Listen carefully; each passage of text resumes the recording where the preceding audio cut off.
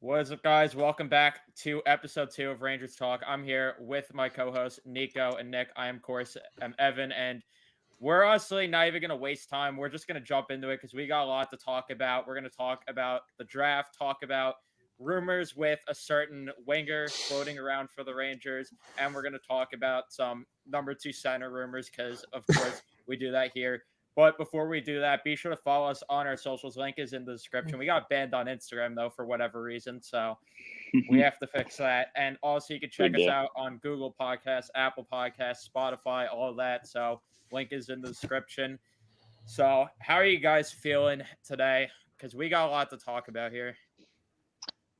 Yeah, I mean, free agency is what 2 days away here about, and it's crazy. I mean, we already had trade break a couple days ago, of course, with Georgiev. I'm sure we're going to talk about it a little later here, and I'm just really, I don't know what's going to happen with the Rangers. There's a lot of rumors floating around, but it's going to be real interesting. Which honestly, we could talk about the trade first, just because of the fact that that's kind of what happened first out of everything.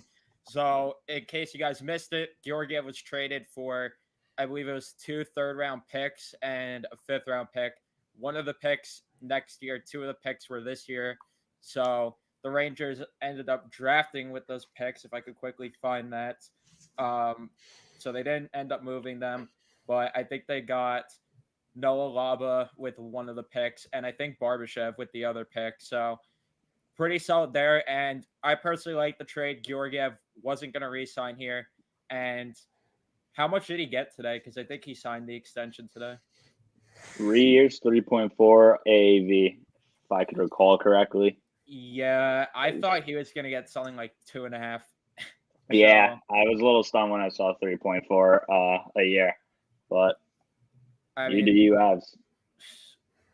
I I don't understand what the Avs' plan is. Are they going to start Georgiev or Francouz? Because I'd start Francouz over Georgiev. I think I would too, but I feel like to pay him 3.4 not to be your starter would be a little odd. So I think they're gonna start to roll with him to start the year, see how that goes. If not, maybe it's like a 1A, 1B type thing. We saw with David Quinn, of course, the freaking I was gonna say that with Georgiev and Shesterkin, but we'll see. I think that he's going to start in Colorado. I was watching the draft and I heard Sakic, talk about Georgiev a little bit with Emily Kaplan, and he was just talking about how when he starts consistently, he's a really good goaltender. A really solid, top notch goaltender. So, I mean, I think just from that alone, I think he's going to be the starter. So it wouldn't shock me if he is, but we'll find out. But I think he'll start. Yeah, I agree with that, but it's just weird to me because of the fact that Colorado just wins the cup and they just move on from Darcy Kemper that quickly. For a guy that hasn't really done that in the league, he hasn't started more than 34 games in the season. So I don't understand the move still, but I mean, Joe Sakic was if you're weird basing to it me. off of like past performances with Georgiev when Igor was injured, or even when Igor wasn't in the NHL yet, when it was just Lundqvist and Georgiev, and they started Georgiev a little bit more. I think that was the 18-19 season, especially towards the end of the season. So, and he did fairly well. So, I think if they're gonna base it off of that, then I think that they're gonna want to have him as their number one starter, unless if something goes completely wrong. But I think that's what they're basing it off of. Yeah, I mean, it's got to be just because of the fact that there is still upside there. And he did show this past season when Igor is hurt. He played pretty well against who did he play against? He played Vegas. I know he had a rough game there. It was in December. He had to step in the game against San Jose, I think, Mm-hmm. too. So Anaheim. yeah, he had a couple good starts Yeah, in good there, but starts. it's gonna be interesting because I said it in my video, and the problem with Georgiev for me was always just how he'd have a meltdown after letting up one goal. Yeah. And I don't know if he's gonna get over that problem. I don't know what they're gonna do, but he's Colorado's problem now. So let's just move on because, like I said, the Rangers ended up getting picks in that, which was nice to see. You replenished some of the picks that you lost at the deadline, and I was wrong. They drafted Bryce McConnell Barker with that 3rd round pick, and Maxime Barbashev with the 5th round pick. But the biggest player that they got in the draft was Adam Sikora, who I'm very excited about. I don't know how you guys felt about the pick, but when I saw that he was comparable to guys like Tyler Mott, comparable to an Arturi Lehkonen, that got me excited. Yeah, I mean, he even said in his post-draft interview he likes to play like a scrappy game, a Brad Marchand type level, which obviously Brad Marchand's a fantastic player. So if you're comparing your game to a guy like that, you definitely have some sort of skill. So I think I'm really excited. I like the pick a lot, and a couple of years, hopefully, we could see him in the NHL playing for the Rangers. Yeah, I don't know much about these guys besides the fact that I, heard good things about them. But I'm excited to see what they'll do in the training camp and see if they, any of them make the team, which I don't know if they will or not. But yeah, we'll see. I think, it'll be exciting. Yeah, I agree there. And Statboy Steven, when I had him on, he said that he really liked Adam Sikora, and that was one of the guys at the top of his list with the guys remaining there. So that was good. I know people are freaking out that they didn't draft the center, but like Statboy Steven said to me and said to all of you guys, the Rangers the past 2-3 drafts have went away from drafting a center, and it's worked out pretty well. They went with Schneider, went with Othman, and I'd say it's worked out pretty well so far. So I think that will be fine. And then either way, with their next pick, they drafted a center, Bryce McConnell Barker, who was projected to go in the 2nd round either way. So I was a fan of the pick. You get a center there, and his comparison was Anthony Cirelli, which that also excites me because that's a guy that I wanted in the McDonough Miller deal when the Rangers made it, but obviously it didn't happen. And I know Nick's a big Anthony Cirelli guy too, so I really like that pick as well. Yeah, and they also drafted a lot of centers after the Sikora pick. So, I like that by Chris Jury to just grab a bunch of centers and hopefully one of them or two pan out. And yeah, it was just, I think, good drafting by him. I give him a pretty good, I'd say like a B+ overall in the draft. It was good. I know Jury's been here only for, a year now, about a year now. So, but any move that he makes, right now, I'm just going to assume it's a good deal or a good draft pick, just because I just trust him so much. It's like he's been doing a great, unless if it's Patty Nemeth. But no, I'm just going to assume that we had a good draft. And, I mean, listen, it's not like even though I didn't know much about these players, I read up on them a little bit, saw their stats, it seemed like legit solid players. So, I thought we had a good draft based on what I've seen. So. Yeah, completely agree with that. And like Nico said, they went the route kind of drafting a couple centers, which I really like because you got to hit on at least one of these guys, you think. And their next pick was a center, Noah Laba, and I liked that pick as well. He had 39 points last year in 50 games in the USHL. I like that pick there. The concern, it seems like, with him is the amount of penalty minutes he took because he had 115 last season. So I'm guessing that's the concern with him. But obviously, that's something that could get improved. And then you have Victor Mancini, which someone ended up tweeting after they drafted him. I could have swore that's an Italian dish, but that was a right-handed defenseman that they drafted who is 6'4", which Nick and I at least are a sucker for big defensemen.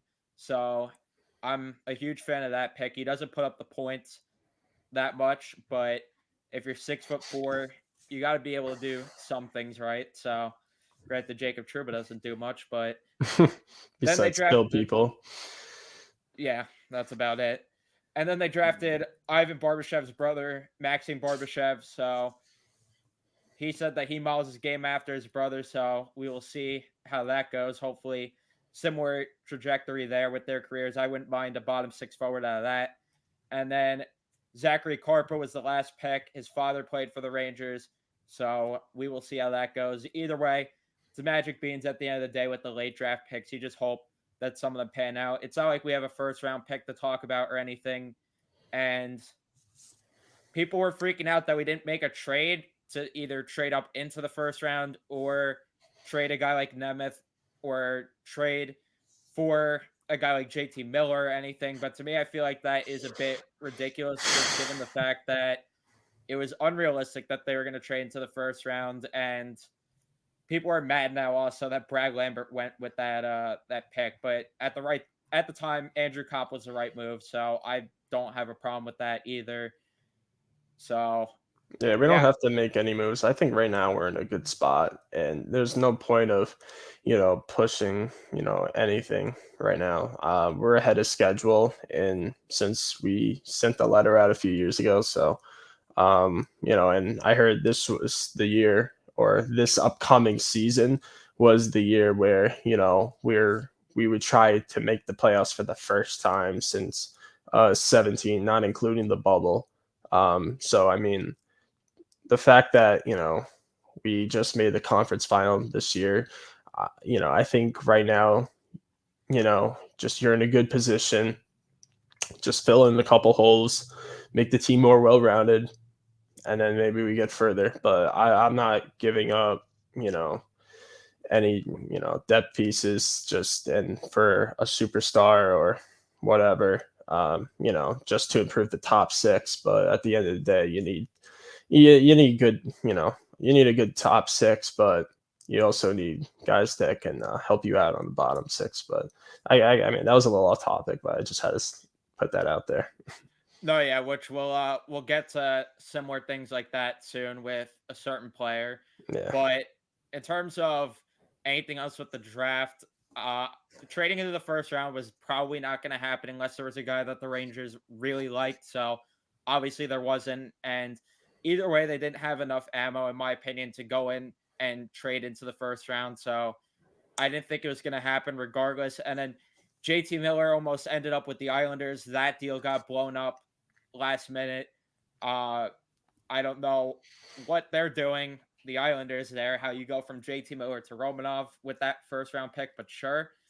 But that's a whole other subject. And one thing that I will say with the draft is they need to shorten it. It is so frustrating watching it for 3-4 hours, and day two went quicker, and they went through rounds 2 and 7.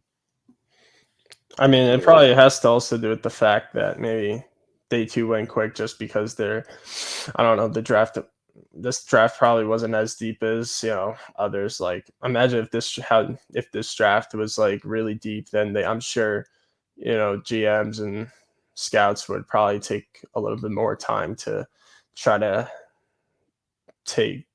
just to try to nail on a pick, but I don't know. Well, my problem is, though, that every single time the teams make the pick, they have to thank the city. They go on these long speeches. They bring an entire Well, crowd that's up for with day them. one, obviously. That's for day one. Like in Well, day yeah, two, they just announced the name. which I just wish they did for day one, kind of what the NFL does, where the families and everyone are in the players are in a back room. You have the entire arena filled with a crowd, so it's louder when these guys get picked also, because they you want to know, fill the upper deck with it. I just don't yeah. understand why they can't announce the picks and then it's just the team GM or the commissioner shakes hands with the player, gives them the jersey and hat, and then they call it a day. Yeah, no, in 2017 they actually tried doing that with I remember Nico Hischier getting drafted first overall, and they had like what they had in the NFL draft. They had like a back room, he got up, grabbed his hat and jersey from like a Cubby or something like that, and then he went on to the stage to take photos. So yeah. They tried that one year, but I don't know why they Yeah, didn't do it but the again. other problem is that, like I said, they bring like 20 people up and then some random kids also. They have to shake all their hands. It's just such a waste of time. And then what really pissed me off is when Bettman was announcing the GM of the year and they still couldn't put Nashville on the clock while Sakic was giving his speech and while Hmm. Bettman was going on, which, by the way, Chris Drury was robbed of GM of the year. I'll say it. Yeah, for real. Low key. He should have got it just for giving Igor Shesterkin that extension alone. Yeah. Robbery. And then on top of that, he fleeced Joe Sakic in the same day, in my opinion. So Yeah, so just maybe it next might year. as well be the GM of the Cup winning team award because it seems like that just Doesn't Yeah, mean it the doesn't mean trend. yeah, the award doesn't mean anything, honestly. It's just if you think about it, it's just like I don't know. I mean, yeah, Lou Lamoriello won back-to-back Yeah, years. that In one alone year, just says like what kind of like in 1 year, he traded Devontae's for 2 second-round picks, and he still yeah, won the award. yeah, like that Yeah. alone just Ridiculous. Yep. But that's my rant about the draft there. Now I'll rant about other things because Patrick Kane. So Nico, we got some problems. We got some Oh, problems we 'cause do. I know that you want Patrick Kane, and I'm gonna let you start. I want you to give me your argument here for Patrick Kane. All right. So Patrick Kane, this has been dated back from the trade deadline. We heard his name pop up, and didn't seem realistic that it would happen then. Now we come to the offseason where we're talking Patrick Kane again, and it looks like they're going to trade him. I mean, that seems pretty official now after trading DeBrincat, Kirby Doc. So I think a Patrick Kane trade to the Rangers, I think it would be good. The part that sucks, it's 1 year, and it doesn't look like you're going to be able to retain him. But I'm a guy where if there's a superstar talent on the trade market and they're available, you go out and get them. Obviously, salary is going to have to be retained in a deal. Capo Caca is definitely going to be going the other way. But I just love the idea of adding Patrick Kane. I mean, yeah, the second line center problem wouldn't be fixed. But I feel like at that point, if you had a Patrick Kane, you could slide Filipino up to center too. To have him play with Artemi Panarin and Patrick Kane, I feel like he would really strive there and turn into a number 2 center. Yeah, that line wouldn't be great defensively by any means, but the offense they would provide, I feel like, would be really good.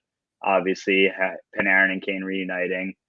I understand the negatives with it, that you can only keep him for 1 year. He's going to start slowing down eventually. I mean, you could say he did regress a little bit this season, especially on the defensive end. And I mean, yeah, you're going to have to give up assets. You're going to have to give up Kako, obviously. And I mean, yeah, overall, there's negatives to it. But in my opinion, I feel like a player like Patrick Kane kind of would put the Rangers over the top. And then you just add a couple depth pieces. You're not going to have a lot of more cap space, but maybe get like Paul Stasny after that for the third line, bump Beetle up, and you roll from there. But I would definitely like to hear your opinions too from the negative side of adding Patrick Kane. So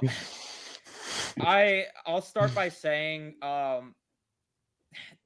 here's the problem.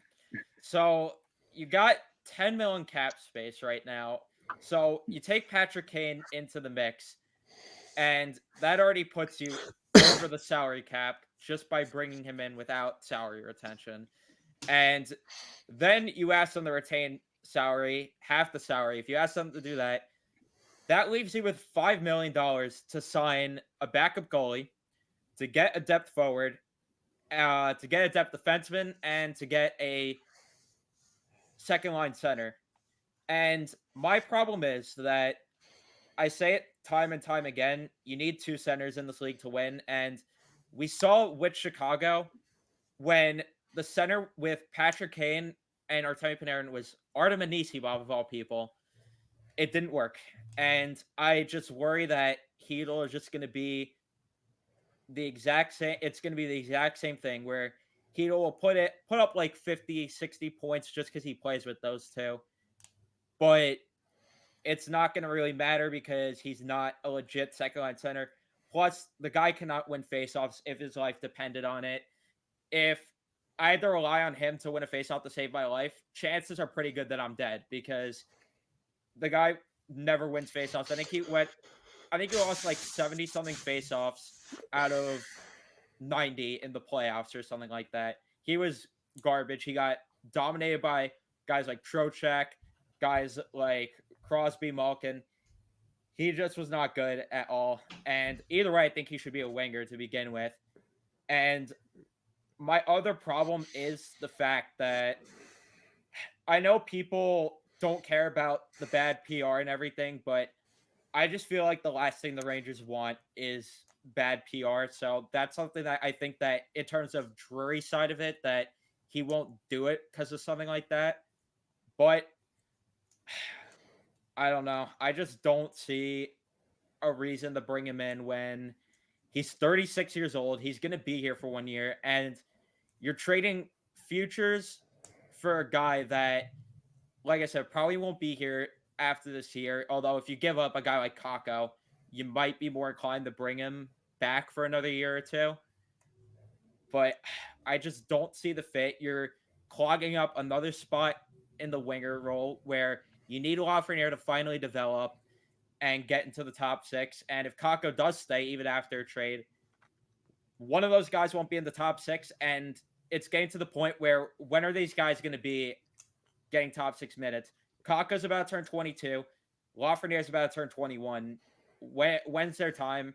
Then you're talking about another spot on the power play. One getting taken up from Lafreniere and Kako.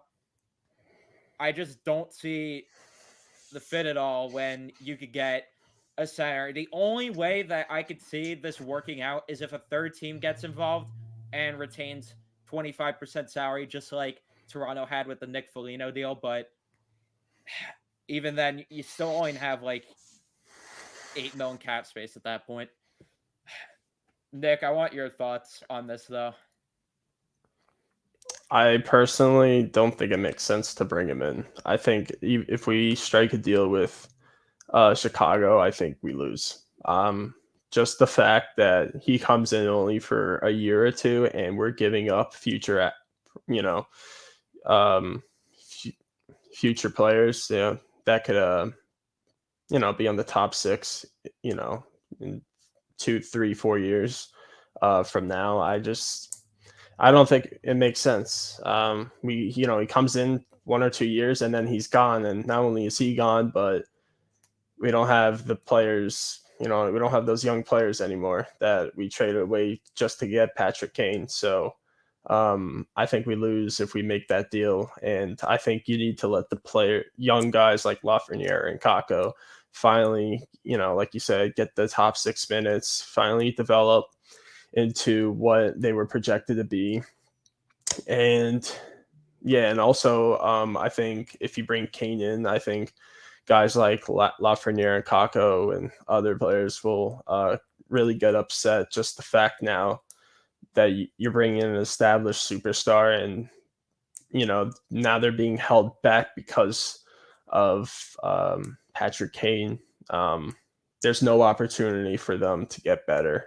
There's no room for them to grow as a player, and you need them to grow as players and to become what we all know what they can become. So, and that's kind of like what Tampa Bay did, with some of their young kids at the time, like Kucherov and even Stamkos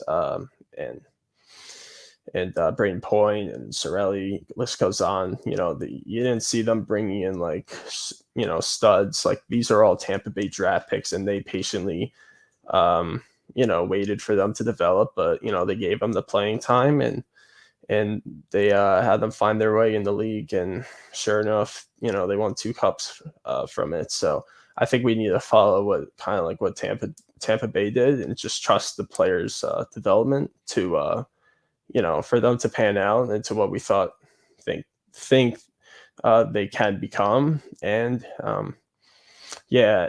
I just think so I just think making a deal for Patrick Kane just doesn't make sense, and I think we lose the deal automatically if we made that deal. I'm glad that you mentioned Tampa Bay, because of the fact that there's a move that they made that is something that I think that the Rangers should do if it's out there, where they flip Drouin for Sergachev. If you could get a move like that, where I think Pierre Dubois is the perfect example. You get a guy that's still young, that could still develop and grow into something. If a move like that is out there, I think that makes more sense than a 36-year-old, because Statboy Steven brought up a great point too when he said that you want to be more like how the Boston Bruins were and how Tampa Bay is now, where you're competing for over a decade versus the LA Kings, just who 1 or 2 Yeah. years. Yeah. 4 years and they got 2 cups, and you throw all your chips in just to get that. And another question I have with Kane too is people are saying that the Brinkett success was off of Kane. I wonder if it's the other way around and we haven't seen Kane's regression because of the Brinkett's goal scoring ability. But We obviously will we're going to find know. out this year. Yeah, we will know. And I think that if the Rangers do get Kane, it makes way more sense to wait until the deadline when you have more of an idea of if Kakko and Lafreniere still aren't panning out, if you have an idea of who your second line center is, what the cap situation is at that point. I just don't think it makes sense to make a move now.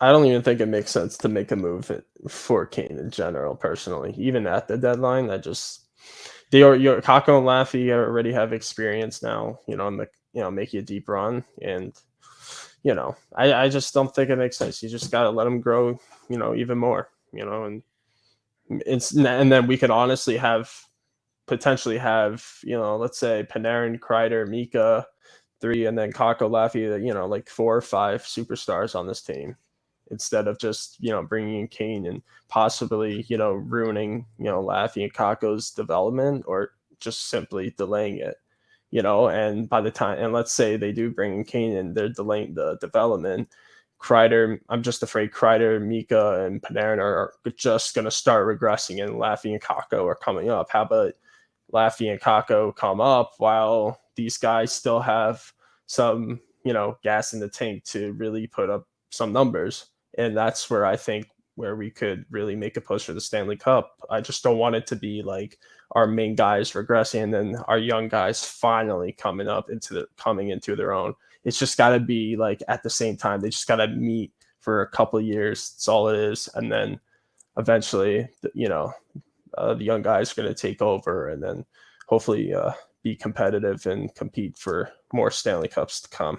But that's just personally what I think. I mean, other people have their opinions, obviously. Yeah, I completely agree. And the counterpoint I see to that is the fact, well, Kyle Davidson already messed up the Alex DeBrincat trade, so you won't have to give up that much for Patrick Kane. First of all, yes, you will, because you're going to be asking Chicago to retain half the salary.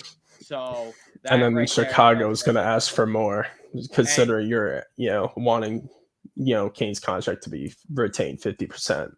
And they've already fucked up enough trades to the point where I think that they have to be really careful at this point with the next trade that they make, especially when it's a guy like Kane or Taze, who has been there for all those Stanley Cups and everything. Mm-hmm. You already pissed off your fan base enough.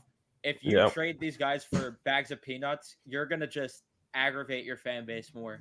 Not even that. Their jobs are going to be on the line. Stan Bowman's job is going to be on the line. He's already out. What do you mean? Oh, he dipped already? Yeah, he's out. Oh, yeah, how long ago was this? How long ago? It was, or no, he stepped down, but this was last fall when the Kyle Beach situation really. Oh, right. But whoever it is now, Kyle Davidson. Yeah, Kyle Davidson, it's just not going to, pissing off the fans, and then ownership is going to question him, him even more, and they'll probably start to think about bringing in someone else, but I think it's just maybe that's too soon to say, but yeah, no, I agree with you, Evan. Nico, any thoughts on Kane? Yeah, I mean, you guys made good points, and you guys made good points. And I'm not gonna lie, as the days go on, I start to realize maybe, is it the right move? Is it not? But look, as I said before, when superstar talent's on the trade market, I'll rarely say no. Like Jack Eichel, as an example, last year I was all for getting him, no matter all the other possibilities of concern with the injury, how much he had to give up, and the contract and whatnot. But yeah, I see the points where who's your number 2 center? Do you trust Hilo to step into that role? And are you going to give up on Kakko? Because personally, I'm starting to kind of give up on Kakko. That's for a reason as to why I would like to get Kane it's involving him. But I mean, hey, if they stay away from him, hopefully Kako could prove me wrong, step into the top 6, and hopefully have a full season, because that's what we haven't seen from him yet. He's been injured and, of course, shortened seasons. So maybe a full season, no injuries, Kako could really be what we thought he'd be when we drafted him. So, I mean, we'll see what happens. I'm just so worried about giving up a guy like Kako in a Kane deal because, like I said, Kane's here for a year, maybe 2 or 3, and you're risking more of the chance where if Kako does work out in Chicago and lives up to his potential finally, you're just making yourselves look worse. Because at least if you traded Kako for Eichel last year, it makes sense. You're filling a position of need because you're already loaded at the wing. You're getting Eichel as a center. He's still, 25, 26, still young, and has already proven to be a superstar. If you trade for Pierre-Luc Dubois, a guy who's proven himself, could get better, but even then, say Kako does end up being like a point per game player in Winnipeg and you get Pierre-Luc Dubois, and Dubois is still like a 60, 70 point guy. All right, well, maybe you lose the trade, but at least you still get someone that's productive and will be here for years to come. The risk with Kako for Kane, it's just way too high for me. It's a lose-lose. And I would only trade Kako. I'm open to trade, Kako away, but it's got to be like a guy, that's also young, and about to enter his prime, and it has years.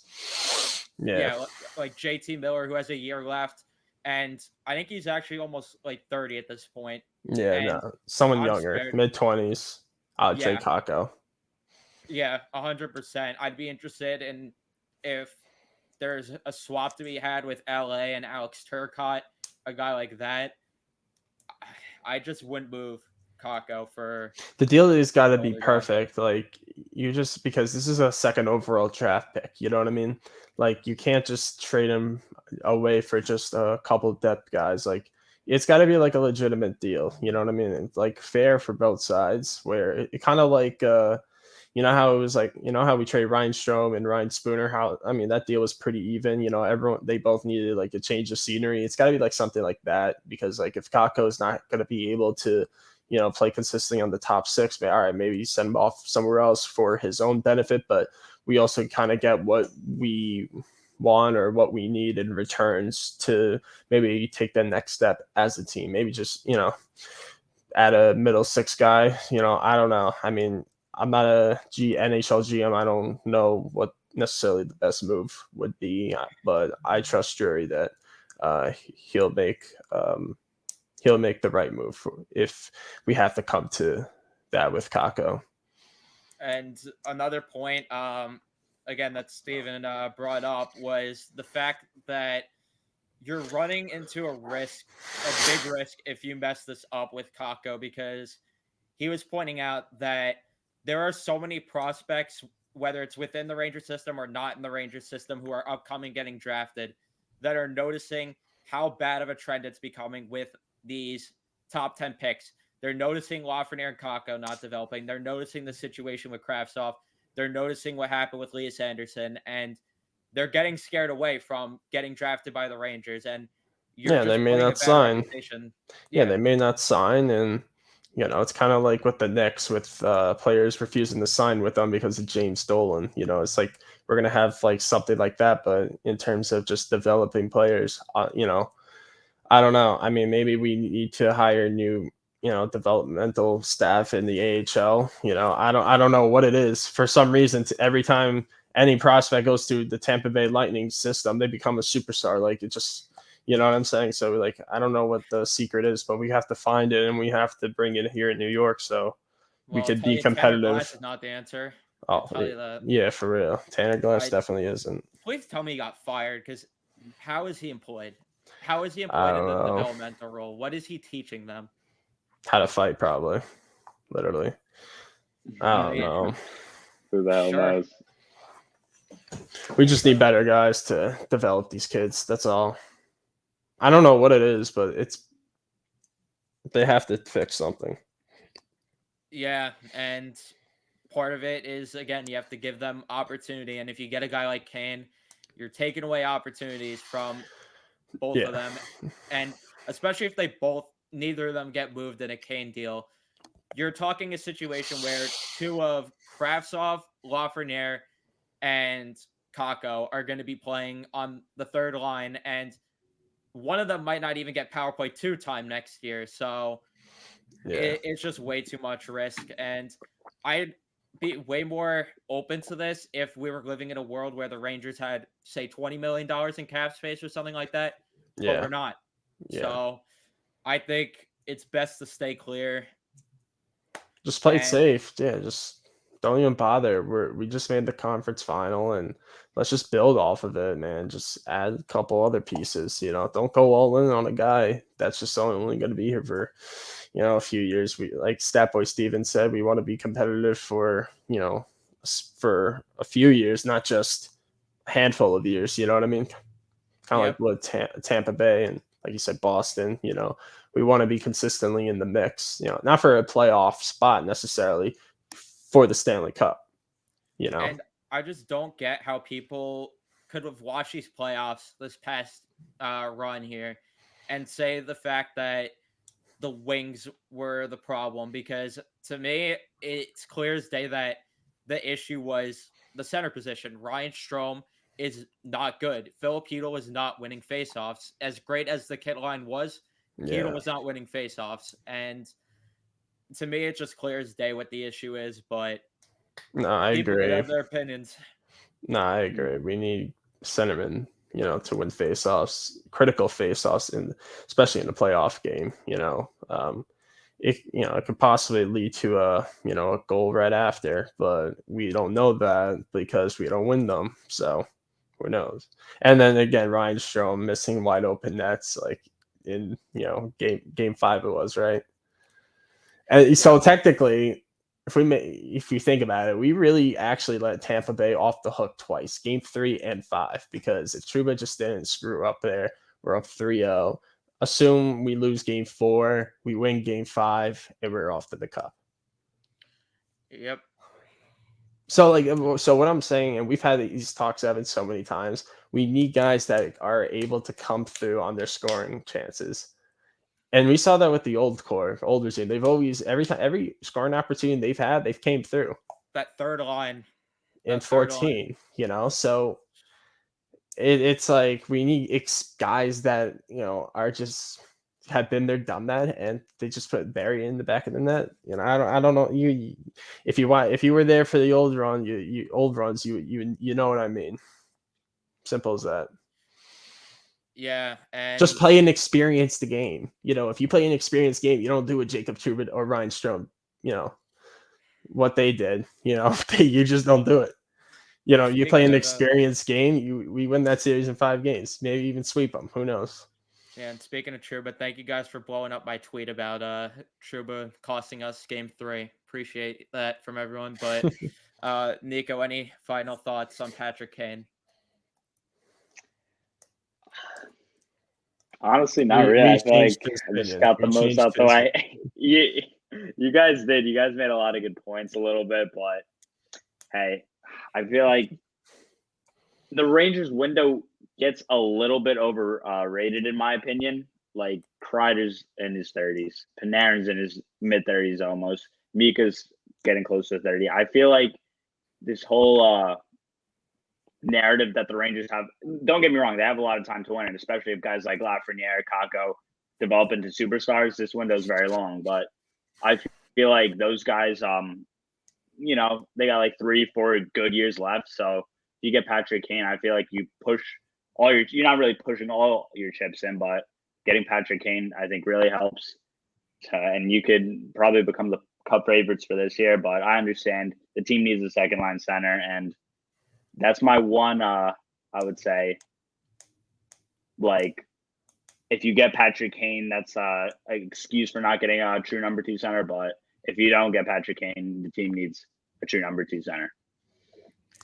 Yeah, but my counter argument to that is you mentioned how guys like Kreider and Panarin, all of them only have 3 to 4 good years left. But just, again, like you look at the blue line, you have Adam Fox locked up now for 8 years. You have Lindgren, you have Miller, Schneider, Niels is still in the system, Jones is in the system.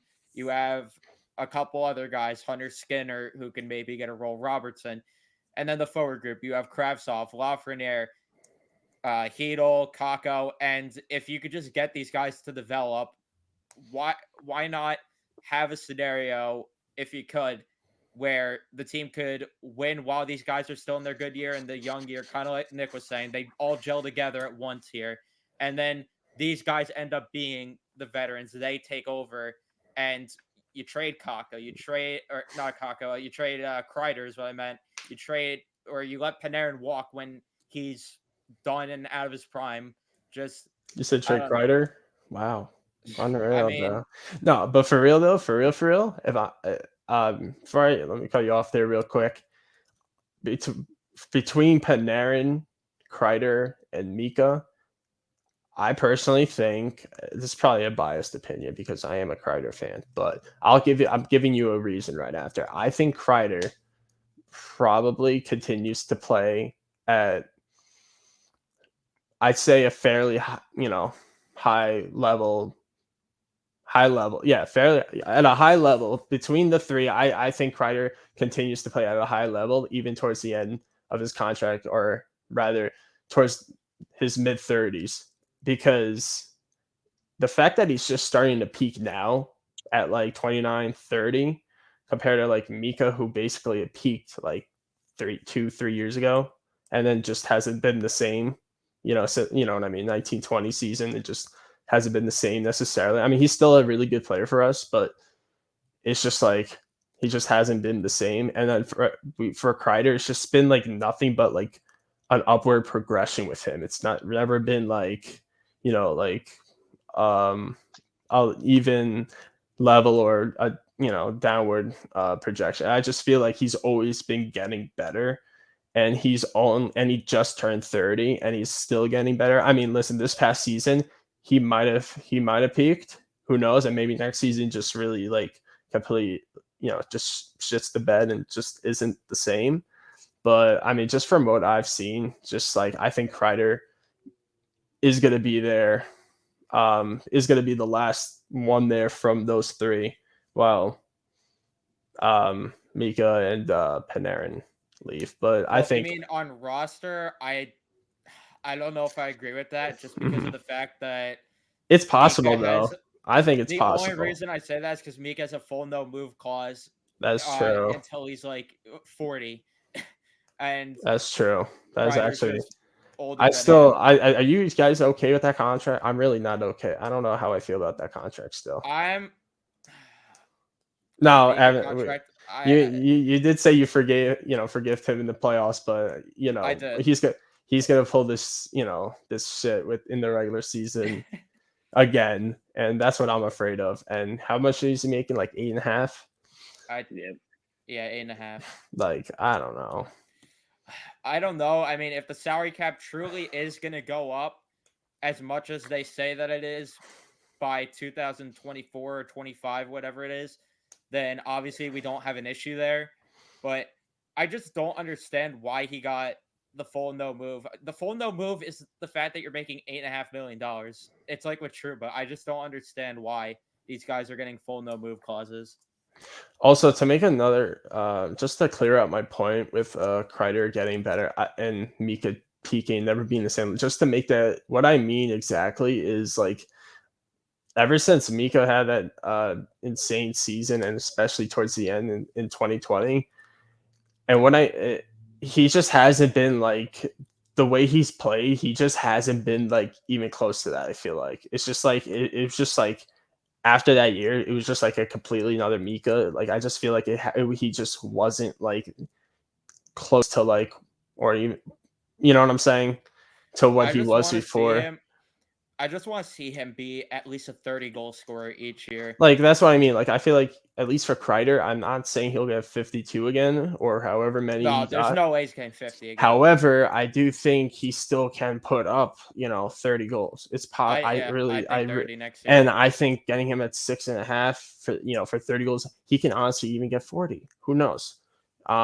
Just the way he fits in our system, I he could get 40 goals. But if I had to guess, I think he gets 30 plus, but at least Kreider, he's taking steps, in the right direction still. And then he just took this massive jump this year, obviously.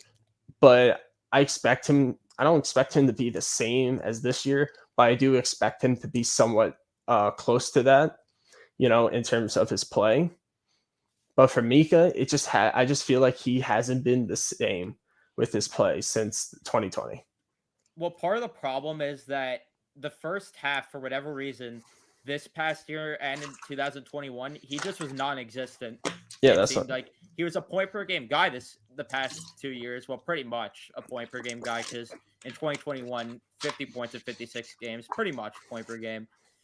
He hasn't been, though, like, for whatever reason, you just don't notice him in the first half of the season. And then the only reason that his points, I'd say, got up to a point per game is because he'll have these games where he scores 3 goals, 2 goals, and just go absolutely insane. And it will be in the second half of the season. I want him to be there for the full 82. That's what I need from him. Well, everyone's gonna have bad games, so obviously, you're not gonna show up in some games, but instead of having these, games where you're just scoring so many goals in one game, how about you just spread it out, help contribute a little bit in this game, contribute a little bit in that game? Because I can name a few games maybe like right now, like where we could have easily used a goal, late in the game, and a guy like Mika would have been perfect for that in that position. Kind of like, we went to a game in Nashville, we lost 1-0.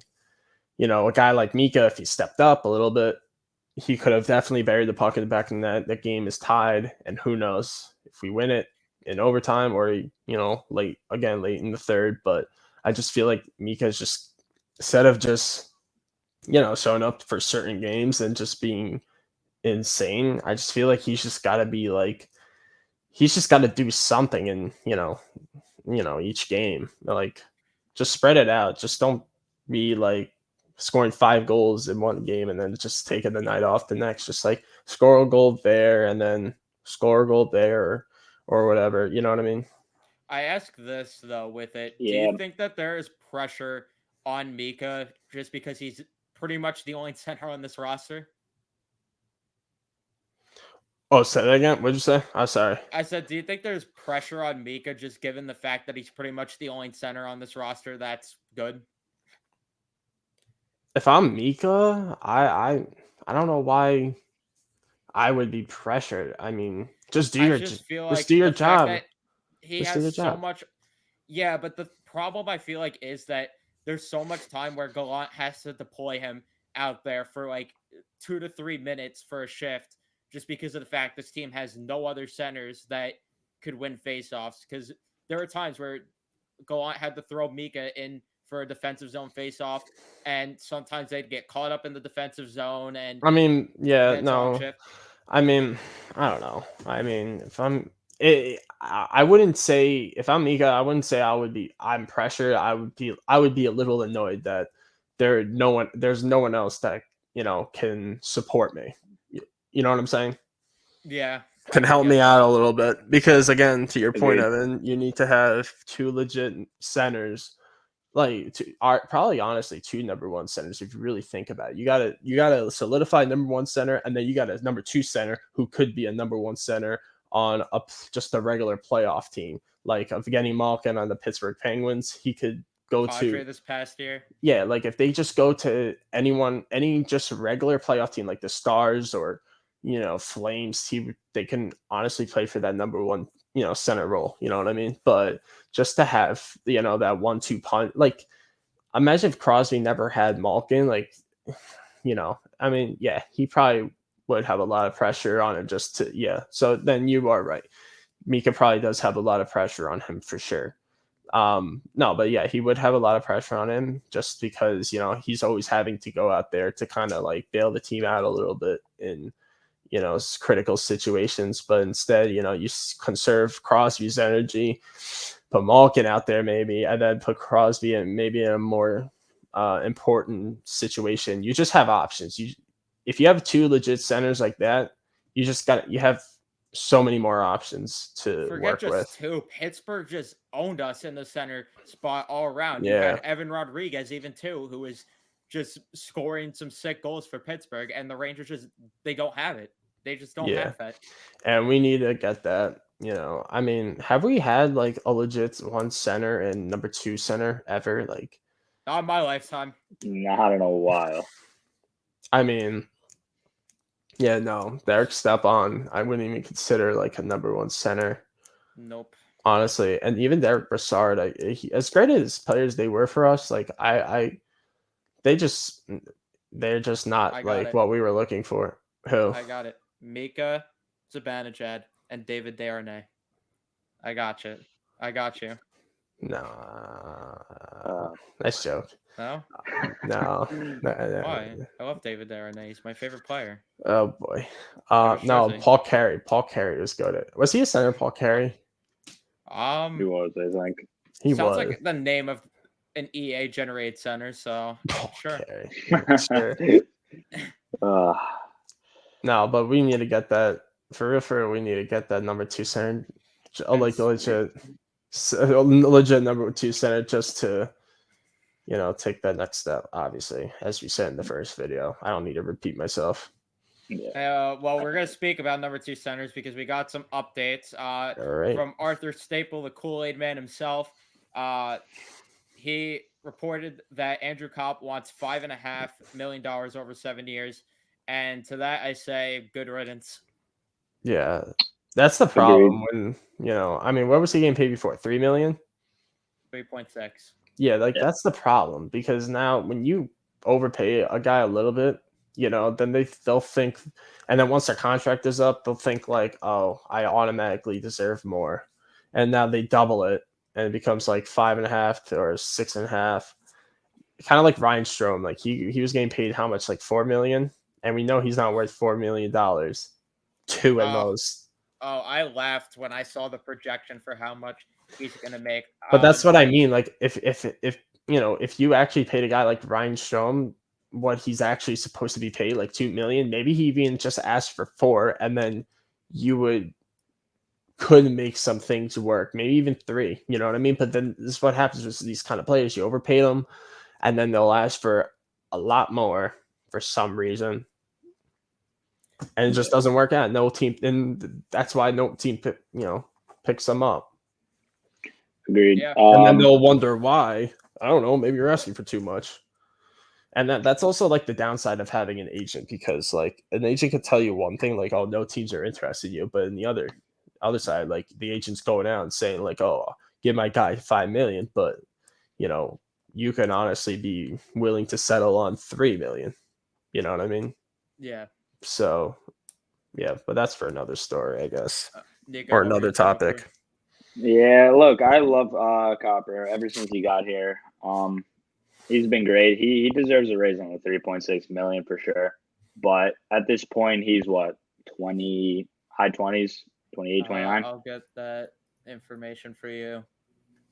Yeah, I mean, point of it is he's in his high 20s, 7 years. 28. Yeah, 28. So 7 years, I think the term is pretty bad. 5.5 million. I don't know, for a guy, he was good. Obviously when we got him until the end of the regular season, but I feel like in the playoffs, kind of went ghost. The first round against Pittsburgh, especially. Yeah, he was not very good after that, and he just won't solve our problems. He's just that average number 2 center that won't get us to the next level. Yeah, I agree. I mean, he's just not going to get us to that next level of winning a Stanley Cup if he's our second line center. You got to go out there and get a Pierre-Luc Dubois, a Nazem Kadri, if you could somehow fit him under the cap, and even JT Miller, even if it's just for a year. But yeah, I think Cobb definitely probably has to go if that's going to be his ask. I might have to rant again because it's just aggravating to me how the NHL shot themselves in the foot this bad that the cap has to stay this way for a long time, even though they recovered enough to the point where the salary cap could raise. But right now the salary cap is supposed to be at like 94 million. I think I talked about that last episode, but you're getting to the point where you have to do something because raising the cap by 1 million, cool. You got a limb of a fourth liner. Congratulations.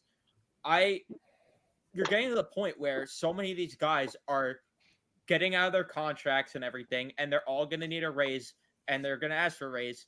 And just because of the nature of the way the salary cap is, these players are going to get underpaid, and they're not going to get what they want. There's, I think, 14 teams right now that have already been penalized for being over the cap right now. How are these free agents or anyone going to sign? And the longer this keeps going, you're just going to have more guys hit the free agent market, more guys get raises, and these teams are going to keep on using these cap circumventions because people bitch about what Tampa did with the salary cap, but can you blame them?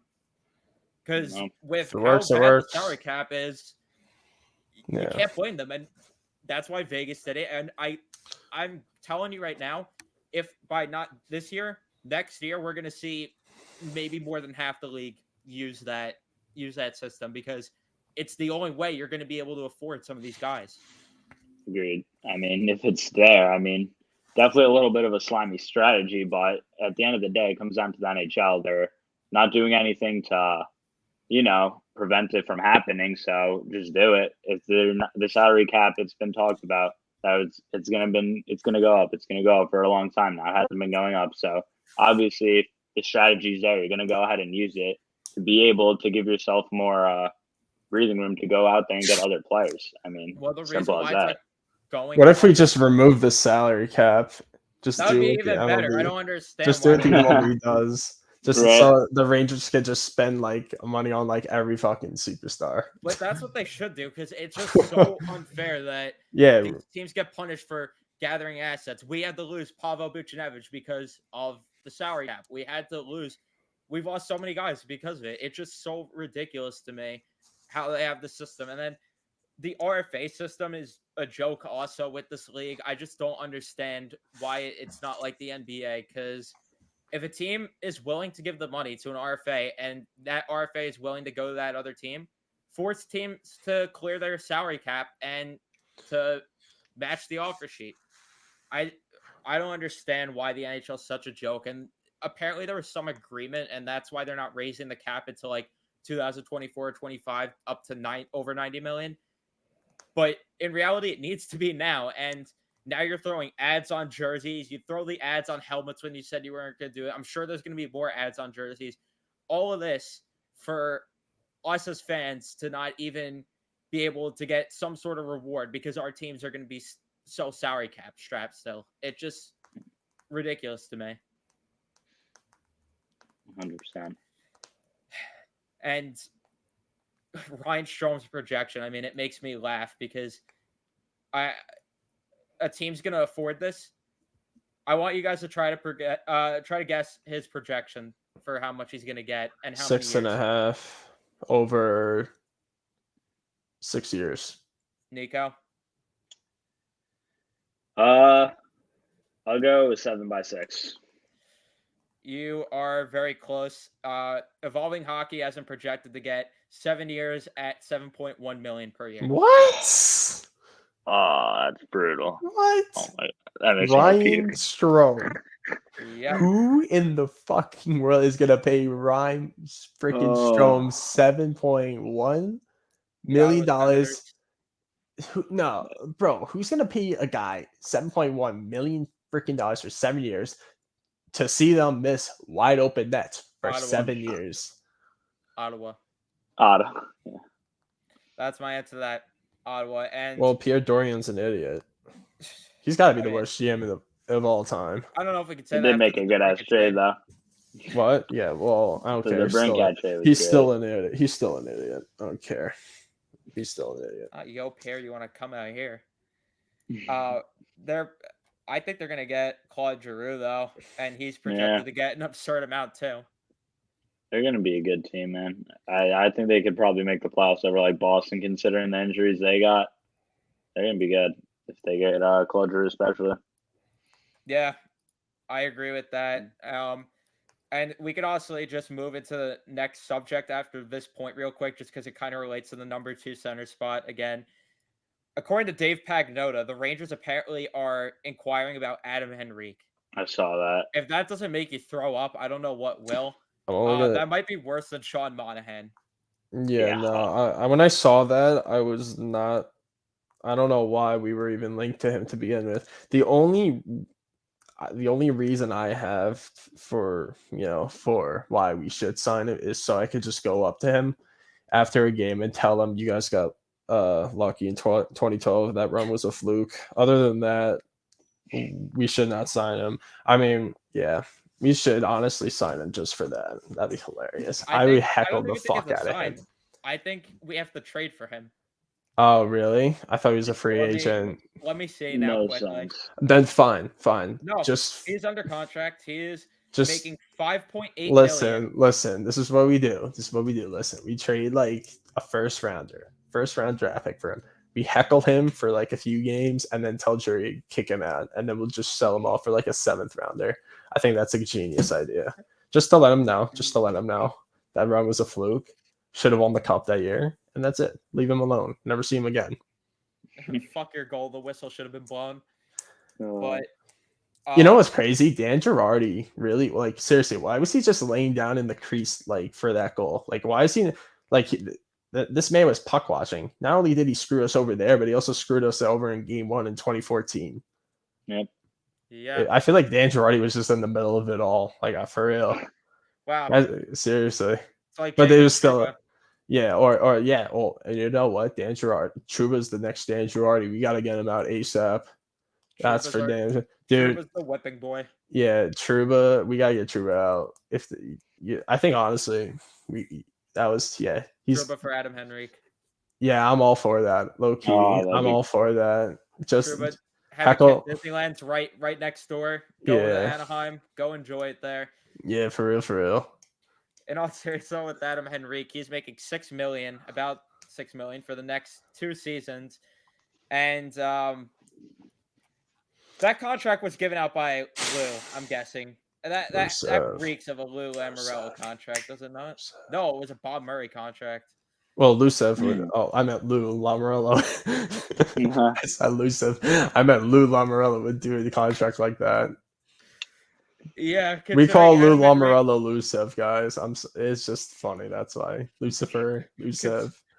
Considering Henrique has only had a 50-point season twice, and that was the last time he had a 50-point season is. Don't tell me 2012. Dropped, so don't tell me 2012. Let's see. It better not be 12. It doesn't matter. It's a fluke run anyways for them. So let's still.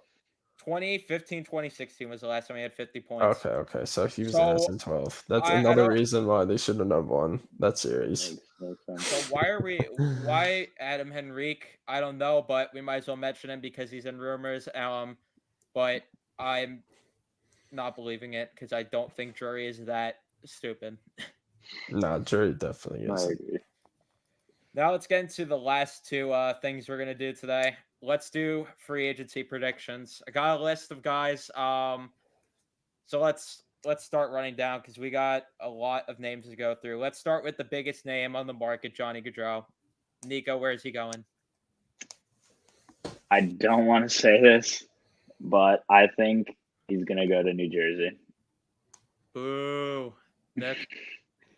I mean, who are the teams that are, who are like the top 3 teams in running for Johnny Gaudreau right now? Calgary, New Jersey, Philly is what I'd say.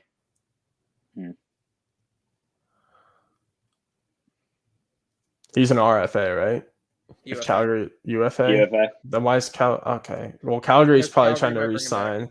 Calgary's trying because Calgary has to re-sign Kachuk and Gaudreau right now.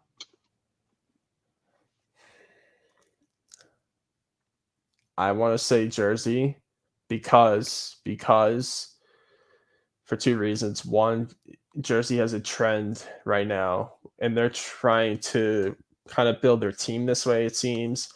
They're trying to pack together just young, not even young, forget young, just small, speedy forwards. He's your Hughes, Jesper Bratt, whoever. It just, and Goudreau is not a big guy either. I feel like he would fit well with the Devils because he's surrounded with players like that, So, and I don't know if he would probably fit with Torts exactly in Philly. So I don't know. That's where I think Jersey. If anything, if Calgary can't get a deal done with them, I think he could likely go to Jersey. I don't think he goes back to Calgary. I don't think so. Here's the problem. I think no matter what, we're screwed because my other wild card team in the mix was LA, but they got Fiala now, so I don't think that's happening. You know what? Listen, even if Johnny Gaudreau does go to Jersey, I would even panic still because they had Taylor Hall. And look how that went. It still just sucks, though, that he's going to be in our division, it feels like, no matter what. Right, but because here's the thing. If he leaves Calgary, he's going to want to come east just because he's from the East Coast. He's obviously not going to Tampa because of cap reasons. Ottawa, probably not. They probably want to get a center. Then you have, I'm trying to think of Atlantic Division teams. Maple Leafs, they don't have the cap space. Detroit, I don't think is going to make a move like that. I think they're going to look down the center route. Buffalo isn't there yet to the point where they're going to sign a big free agent. Who else am I forgetting in that division? Florida is not going to get him. And yeah, Boston, they need a center. It seems like that it's going to be New Jersey or Philly. Low key. Oh, no, never mind. I was going to say trade for him. I was going to say a low key, like, we should trade. I was gonna say if Gaudreau was under contract right now, I was gonna say like low key trade Kakko for Gaudreau. Low key.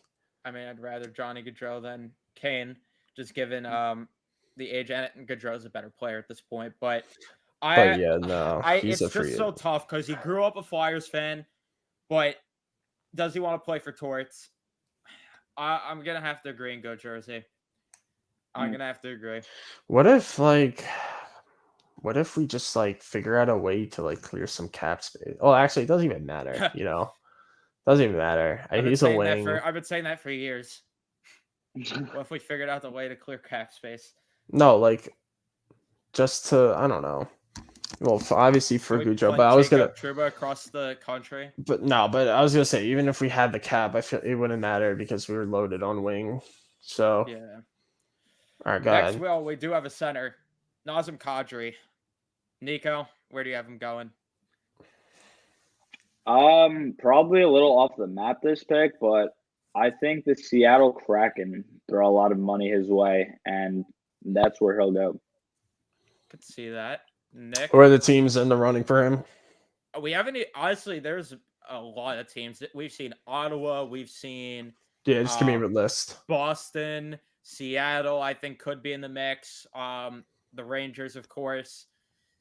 I'm trying to think. I feel like I'm missing a team or two. I think Philly is in the mix too. I think that's about it. Yeah. Colorado. You know what? Yeah, I don't. Colorado, based on reports today, I don't think he goes back there. You know what? Sure. You know what?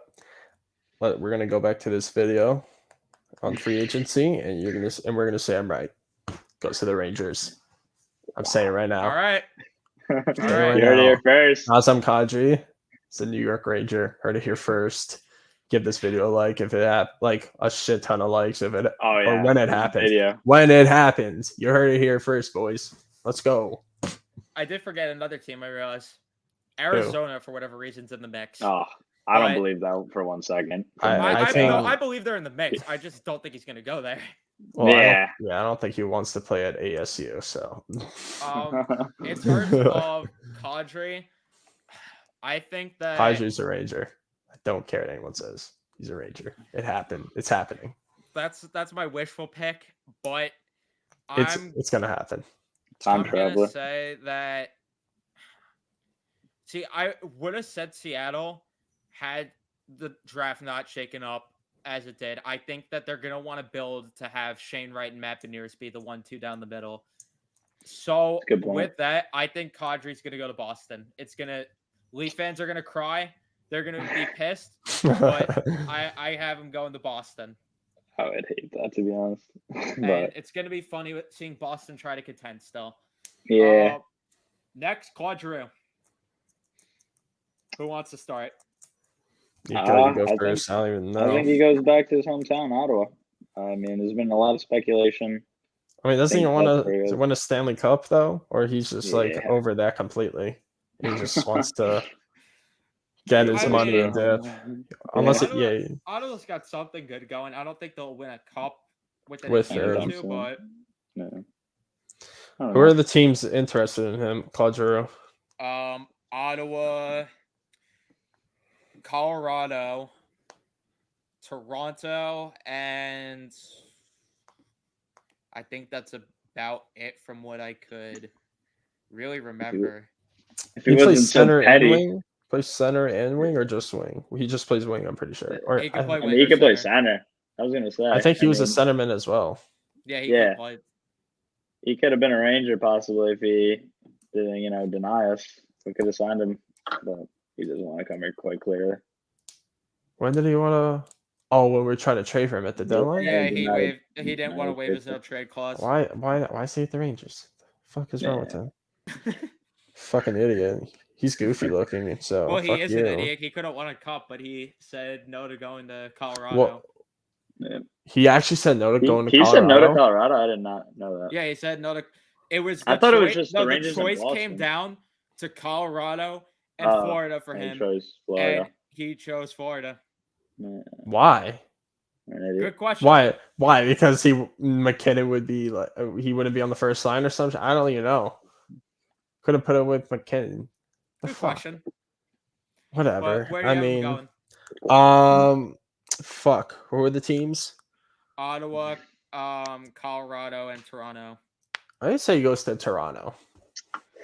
I have a tough time with that. I agree with Nico. I'm gonna go Ottawa. I say he goes to I'm gonna go Toronto. Ottawa. Next. For another reason, because I think Toronto really wants to get out of the first round, so I think they're gonna just sign Giroux and be like, all right, let's go. We're breaking this curse. Just that's my reason. There you go. Next one, I'm gonna start with this one because I think that this could be an interesting fit. Andre Burakovsky. I have him going to Calgary. They're gonna lose Johnny Gaudreau and replace him with Andre Burakovsky. Simple as that. I agree with you there. Same. Nico. I could see Edmonton, Colorado. That's been shot down at this point, right? Of him going back. At least to my knowledge, yes.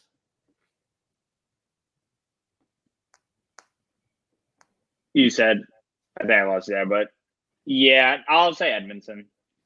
Edmonton. I guess that. I could agree with that, especially if they lose Kane. Next, Yeah, Ryan Strome. Where's Ryan Strome go? And why is it Ottawa? Oh, this is a tough one. Ottawa. And why is it his hometown? Go ahead, Nick. You go ahead. I'm reading something right now. Completely not even related to hockey. Sorry. Go ahead. I would say Ottawa. But I have Claude Giroux going there. Would they have the cap? They would have the cap space. Yeah. I think they go all in, honestly. That's what I'm saying. I think Pierre Dorian's going balls to the wall this offseason. Yeah. Just signing free agents on the board, good or not, and going to Ryan Strome and overpaying the shit for him. Also, what's better than a hometown story? What's better than gosh. a hometown story for Ryan Strome? And honestly, I don't see any other fits. Who else is gonna? Who's gonna pay? I don't know. What team is the Kraken? Maybe if Boston gets desperate, maybe. Yeah, that's about it. Maybe Buffalo is a wild card shot in the dark team there, but I don't see anyone else. Yeah, Ottawa, because he's from hometown. Around. Yeah. So yes. And he wants the bag because he's very insecure with his play. He knows he sucks low key, but great guy otherwise. And he wants the bag, and he wants to pretend to his wife and his family that he's actually a good hockey player with all the money. I get it. It's for your ego. So he goes to Ottawa. Ryan Strome, you're a great guy though, otherwise. So Yeah. With that being said, Andrew Kopp. Copper. Who are the teams interested? Andrew Cobb. I said Detroit. Detroit. That's my pick. I can. Back hometown again, right? Yep. I Honestly, don't the know. Kings- Maybe not. Well, is Detroit really? How old is Cobb? 28. 28. Is he? Are they really willing to pay him $6 million? Yes. 20 years old. I mean, they're a young team. Adding a guy that's 28. Do you really think that's really? You know what though? If you're not Steve Yzerman personally, I don't think it would make sense to sign him. However, just because Steve Yzerman is known for fleecing so many teams, I think they sign him.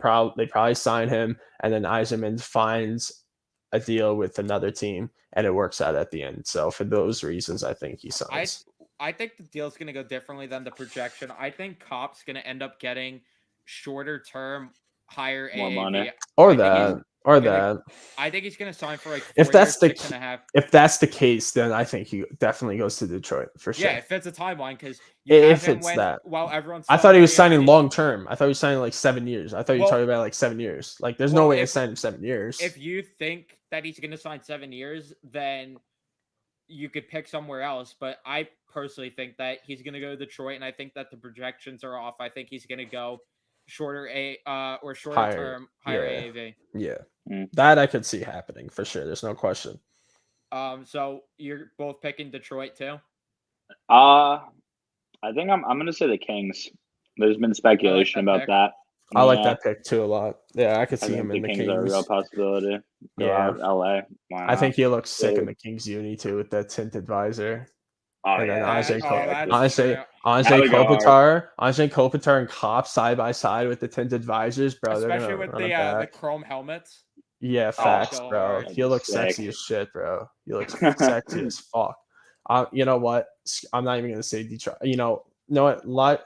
Educated guess Detroit, but my wishful guess, I want to say Los Angeles, just because of how sick he would look Just in 'cause those of the tinted jerseys, visor. bro. He would look so sick in those jerseys, the black and silver, the black and white, whatever. Oof. I think another wild card team for him is Boston again if they lose out. I was gonna say I can see him Boston. on Boston. I can see him on all these teams, honestly. Yeah, I don't know why. I I could also see him coming back to the Rangers if the Rangers miss out on some of these guys. Yeah, If they get definitely. desperate. Next we have a guy that's literally linked to only 3 teams. Phil Kessel. Pick your team. Is it Anaheim? Is it Vegas? Or is it Arizona?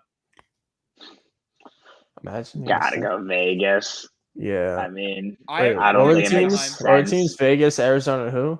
Anaheim. Anaheim. I'm picking Anaheim. I just don't think it makes I sense. think he goes to like, Vegas. I don't think. Yeah, I Yeah. don't think it makes sense like, for him I to mean, it doesn't Anaheim. make sense for him to return to Arizona either. And I don't know. Yeah. I just feel like he has a I think better he goes to chance- Vegas. I think he goes to Vegas. Vegas wants to get back in the playoffs, so they're just gonna Yeah. get a they're gonna get experienced desperate player. and get a. Yeah, they're gonna Yeah, get It just desperate. depends. It's not like he Here's the thing, sucks, like, but And how this, much? yeah, How much is Kessel signing for? Because if he's signing for over like 2-3 probably million, won't I sign just for much. don't see Vegas doing that. I don't think they're gonna sign him if he wants more than that. I think like a 2-year, 4.5 mil. That's my guess. I don't know if Vegas will do that. I think Anaheim. Next, we got a pretty big name after winning a Stanley Cup, Valery Nichushkin. This is a tough one for me. Nichushkin. Who are the teams Yeah. interested? I honestly don't even know. I don't think has there been any rumors of who's interested? Because I haven't really seen anything. I have no clue. I can see that as another Flames like him or Burakovsky, to be honest. Like, as you said, they lose Gaudreau.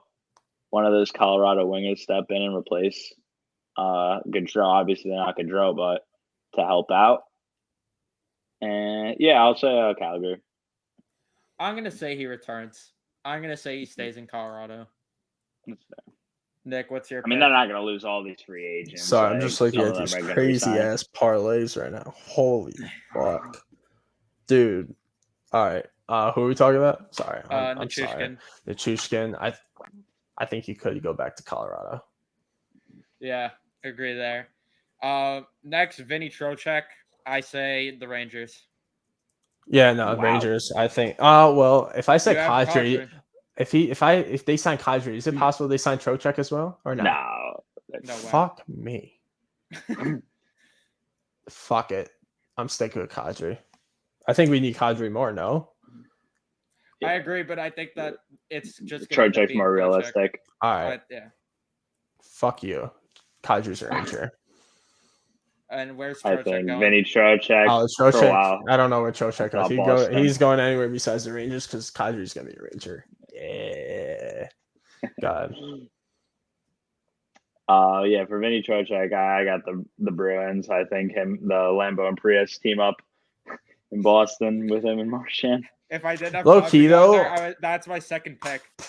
Yeah. I don't know if Trocheck would actually like do as good as we think he would in New York. Personally, I feel like I don't know. I have that vibe with him.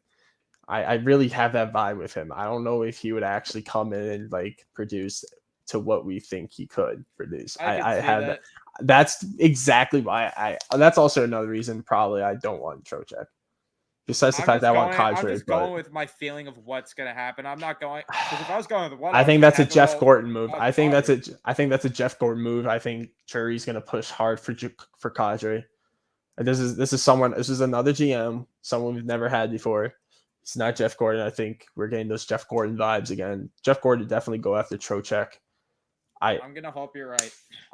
Jury's going after Kadri, bro. Kadri's a Ranger, bro. You heard it here first. Stop the cap. This video can be made extremely well. Bro, don't cap with me. Kadri's a Ranger, bro. Next on the list, Andre Palat. Tampa cleared money to bring him back, and I think that's what's going to happen. Yeah, unfortunately. I would have loved another Palat. hit to the forward group. Yeah, no, I would have loved Palat on the Rangers, but same as with well. me, but yeah, I think good an outside shot team is Columbus. Yeah, I've heard something about that. Maybe Detroit, but yeah, I say Tampa. Imagine Palat on the Rangers. That'd be so Palat on Detroit would make sense because of Yzerman, but yeah, facts. I just think they cleared the cap space with McDonough to keep Palat. Yeah. So, next, John Klingberg. Jonathan.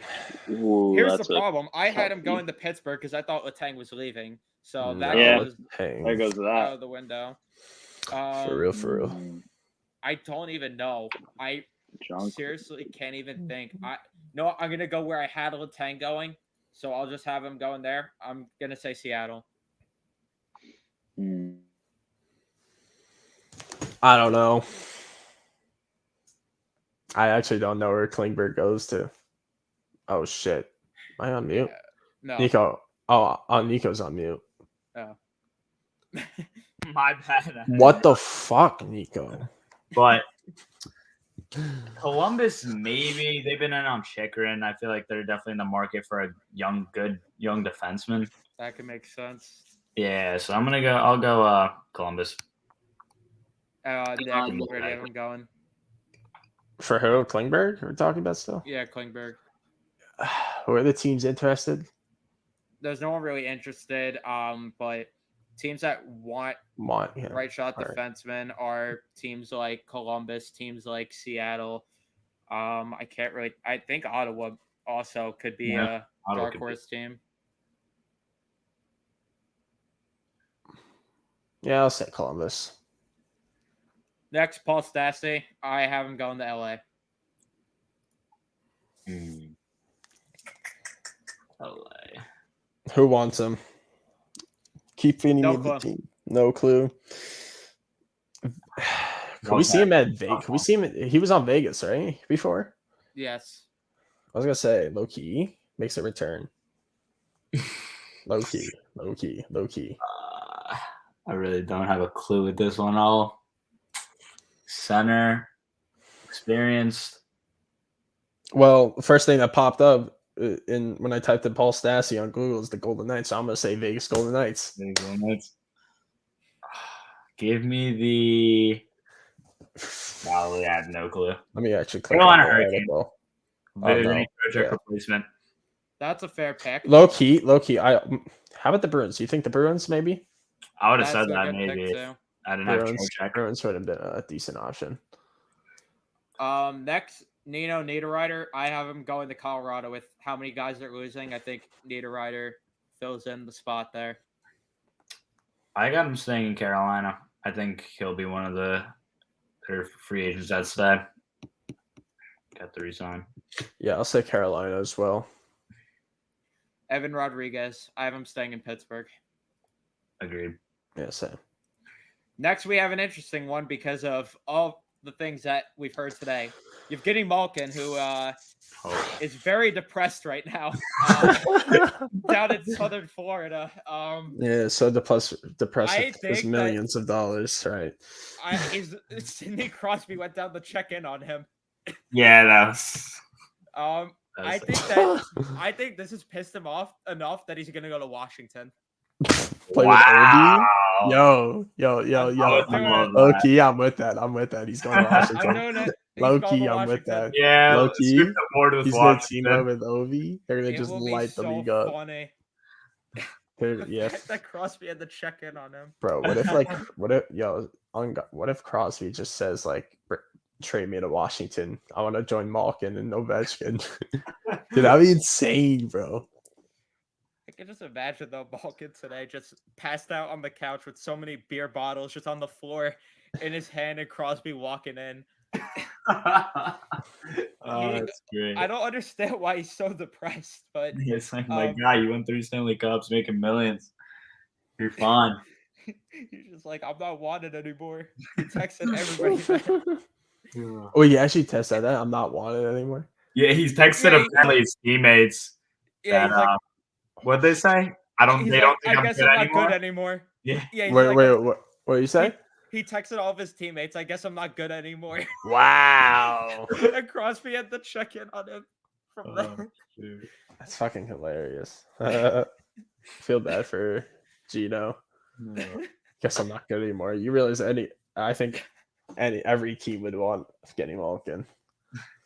The fuck is he on, bro? The Rangers were like to him too. Yeah, like bro, like this man is like, oh, I'm not good anymore. I'm not wanted. I'm like, bro, I think any team would want him getting to Malkin. Washington though. I really think he's pissed off. Yeah, it's just like fuck it. Let me just light it up with Ovi. Low key, I do the same. Low key, high key, actually, you know. Next, his teammate, Rickard Rakell. I have him staying in Pittsburgh. Yeah, same. Yeah, he's staying. Linked. Rickard Rakell. Next we have this one. I'm doing it for the memes. I have Max Domi going to the Islanders because I think it would be hilarious. Because it just seems like such a Lou Lamoriello move, does it not? I'm waiting for the day Lou Lamoriello hires Guy Boucher as the head coach. I want to see them run a brutal 1-3-1. Like, is Lou friends with Ty Domi? Do we know this? Do we have this info? Because I feel like they're friends. So I feel like Max Domi's a fit there. I feel like that's the connection. I don't even know if they are friends. I'm sure they're friends. I mean, did Ty Domi, his father, Max Domi's father, play for Lou's New Jersey Devils? I'm pretty sure. So that may be the connection right there. So maybe he does go to the Islanders for real. Yeah, I feel like though Ty Domi, he probably was in the Leafs front office for a bit with Lou. I'm sure there's a connection there. No, but I think like Ty Domi actually played for Lou's Jersey Devils. Like, look it up. He didn't. He didn't. I can so maybe check that, but I don't think so. Try it, but yeah, maybe he with the Maple Leafs, that connection possibly. No, he didn't play for them. He actually would have fit well with them. Actually, I ain't gonna cap. All right, that's another Where story. do you guys have Domi going though? I think it has Toronto written all over it. That's a fair pick too.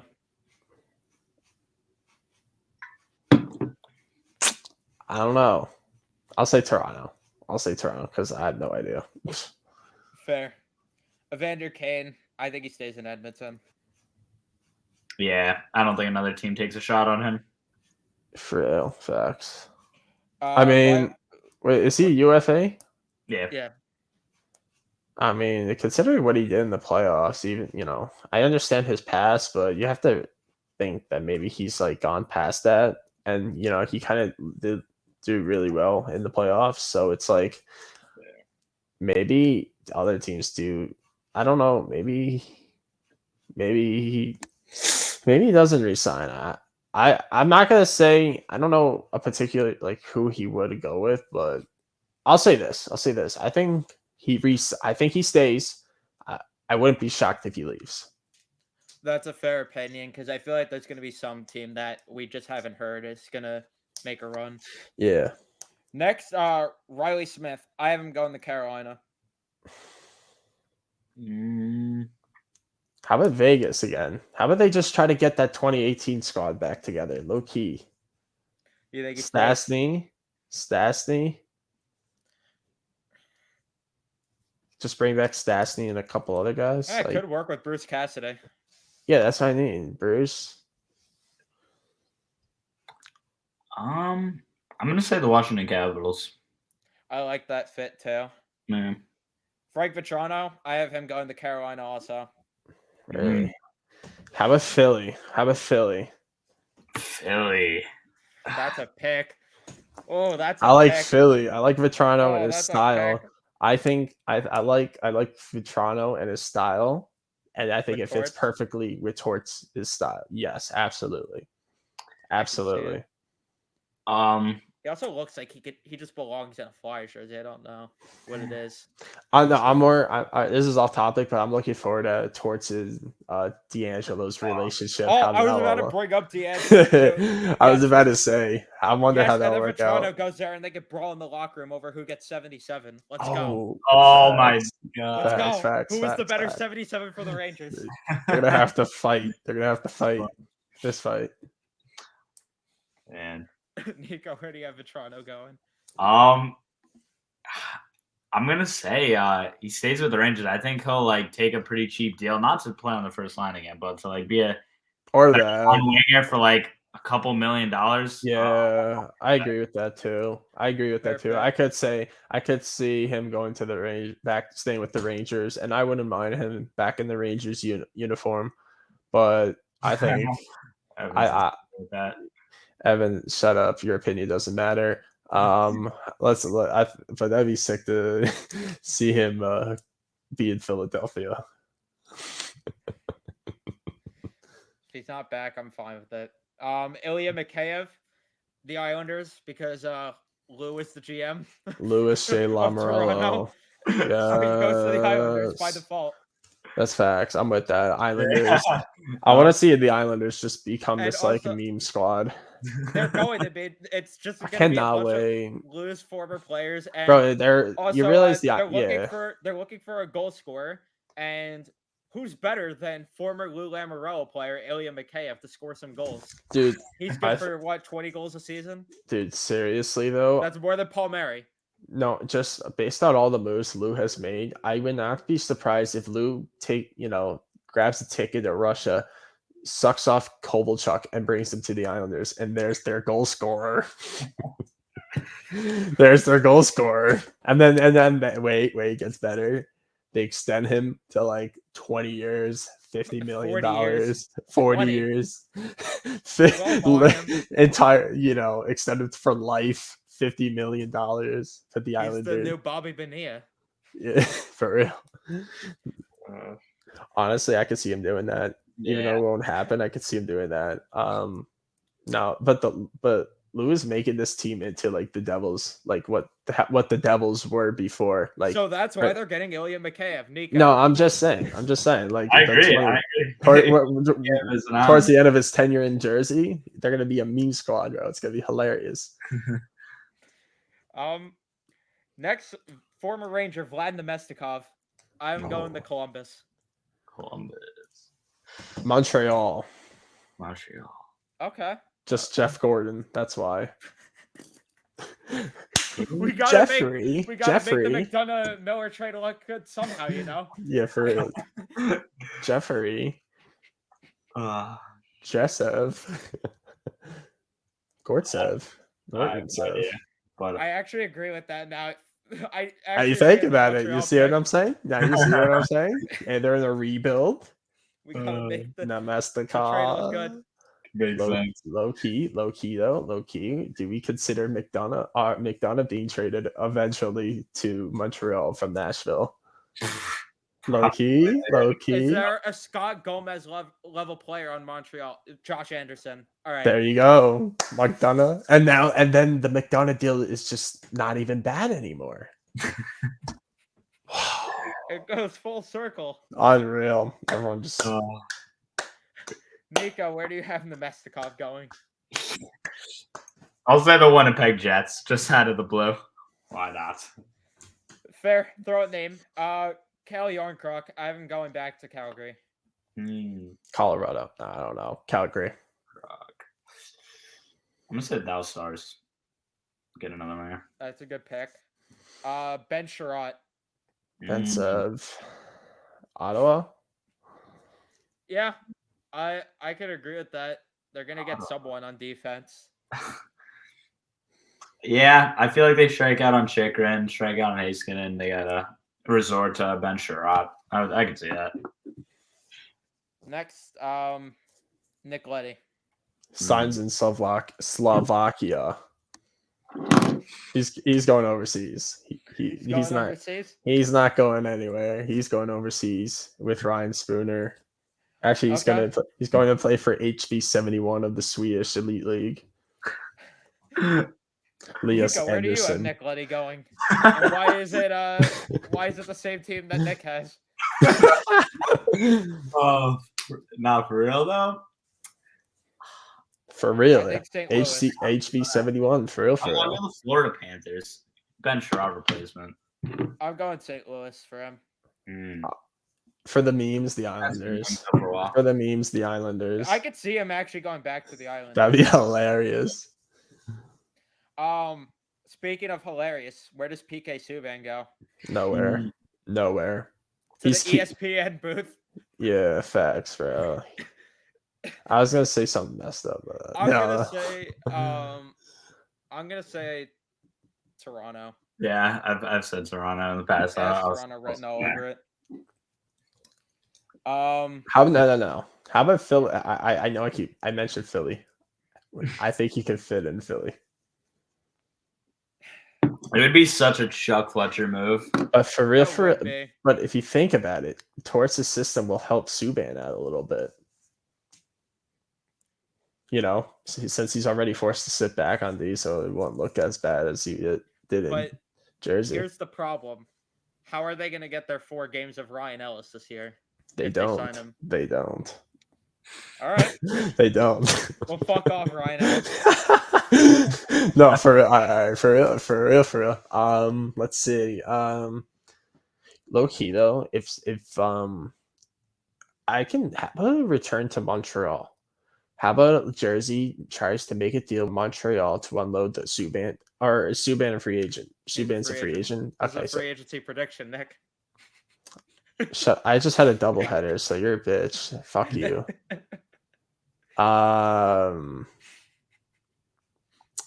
Do you think he'd take less to go back to Montreal?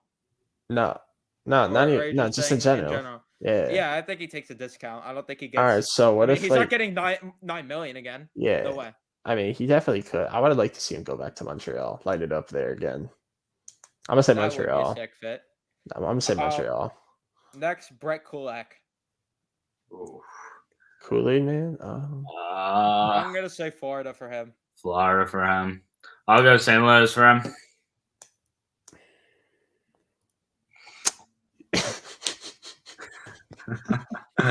Okay, I'll say St. Louis. David Quinn's son, Colin Blackwell. Oh. I had to throw his name in here. Swiss Army knife player. The Swiss Army knife player. Colin Blackwell. Where's he going? Philly. Low key. I think he lights it up at St. Petersburg, bro. Russia. No cap. He's gonna be their sniper, and they call it a day. Actually, you know what? Wait a second. Yes, I'm right. San Jose might hire David Quinn. He's going to San Jose. Oh, He's Wait, going wait, to San wait, Jose. wait. Stop the cap. Imagine Stop the it cap. and Stop the having- cap. Wait, shut up. Everyone shut up. New topic. New topic. It's called the David Quinn topic. Who the fuck did you hear that from? Oh, there are reports going around that he might go to San Jose because I want they to. still don't have a coach. I did. I would love So to see him Colin go to Blackwell San. to San Jose. Yeah, for real. Nico, you're on mute again. The hockey gods have taken over your computer. I don't know. I'm just getting muted out of nowhere. But what were Yeah. you talking about, David Quinn in San Jose? Yeah. David. No, Quinn, he San may be. Jose. Yeah, maybe hired there because San Jose are full of idiots, and Blackwell goes there. So, and he gets his number, and he gets his line 1 minutes. Number one, first You line were about to minute. say his number retired. That too. That too, yeah. And David Quinn's. I don't even know if Coach can get his. Not coaches don't have numbers, but he'll get his name retired in the organization. No one can enter the organization. No one. No one can enter the organization with the name David and Quinn. If your name is if your name is Connor McDavid, you're gonna have to change it to like Connor McJesus to make it work David out. Pastrnak wants to sign with the San Jose Sharks. Not Pavel Pasternak. Pavel Pastrnak. That's my ESHL name. I'm nifty, or it was. I change it every day.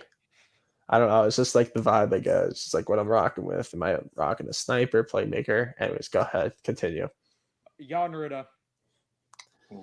Ruta. Low key. Let me see. Let me think about it. I don't have a clue. I don't. I do. That one. I do. I don't. But see. Yeah, no, you don't. Shut up. Dallas Stars. Dallas Star. Dallas. I'm gonna say.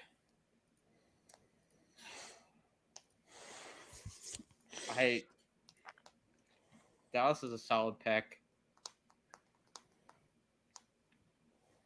I'm gonna say Carolina. Carolina. Yeah, I agree. I have an off-topic question. I know we're loaded on wingers, but I'm just looking around and just popped into my head. Should we consider bring Carl Hagelin back? No, considering he's pretty much Listen, lost that's vision not- in one of his eyes, and we saw that one with Mark Stahl. Oh yeah. He's what? What did you say? You cut He out. lost vision in one of his eyes. Are you or serious? Part vision. Are you Yeah. serious? Oh, Yeah, he lost most of his vision in one of his eyes. from what? Puck to the face? I think a stick to the face. What a shame. Horrible. Yeah, it sucks. Yeah. Because I was going to say, could consider bringing him back. Nika, did you say where Ruda's going? I'll say Boston. Just grab a depth defenseman. Fair pick. Josh Manson. I say he goes back to Anaheim. Yeah, Anaheim. there's been links of that. Tyler Mott. Rangers. Stays with the Rangers. Now the goalies. Where does Mr. Spicy Pork and Broccoli go? Louis Domingue. Because that's what everyone wants to know. Retirement home. Louis Domingue? He's going to the Rangers. Backup goalie. That'd be a meme. Dude, I'm going to pull up post game and be like, yo, remember this photo I took with you? I told you had a great game even though you sucked balls. Blew a 2-goal lead. Bro, I cannot relate. Bro, I'll just tell him, I haven't lost a game in the NHL. I can't relate to your ass. You get the joke because I haven't, played an NHL game. So, Eric Comrie. Rangers.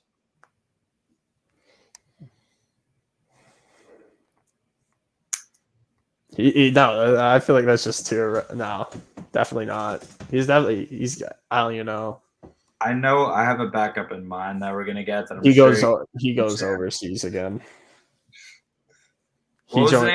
He joins Ryan Spooner. Eric Comrie. Yeah, Eric Comrie. Who's in the market for backup goalies? The Rangers. I have one in mind that I'm sure you're gonna mention soon. Well, yeah, I think I know who it is. I know who it is. I'll say it But- next because I think I know. Go for it. Jarl Halak. It wasn't Yarrow Halak, but I like that too. I want to guess this now. Thomas Grice. No. Martin Jones. I don't know. Is he a free agent or a trade? No, I'm pretty sure he's a free agent. Keep going. Martin Jones. No. Associated with someone on the Rangers. Charlie Lindgren. Yeah. Wait, is he Charlie a free agent or would he be a trade? He's a free agent. Yeah. I think they're gonna bring Charlie Lindgren. I get that vibe. I could see that. Yeah. As for the other backups, I mean, I don't know. Like, who's realistically? I feel like there's not many teams that are in the market for a backup besides like the Rangers. I mean, there is the Maple Leafs. Washington now. Who? Washington. Yeah, Washington with no Vanacek. You get like a Yarrow What a dumb move for the Halak. Devils. Devils. Yeah. We got two more big free agents, so we'll talk about them. Jack Campbell. Ooh. Jack Campbell. I think he goes to New Jersey, and I think that they Yeah, redo the entire facts. goaltending. Same. Jersey. I think Edmondson. That's where I have Darcy Kemper going because I have Toronto getting Matt Murray. Ooh. Darcy Kemper. I got Darcy Kemper to the Capitals, actually, which I hate, but what could you do? Could agree with that. Nick, where do you have Darcy Kemper going? No idea. No idea.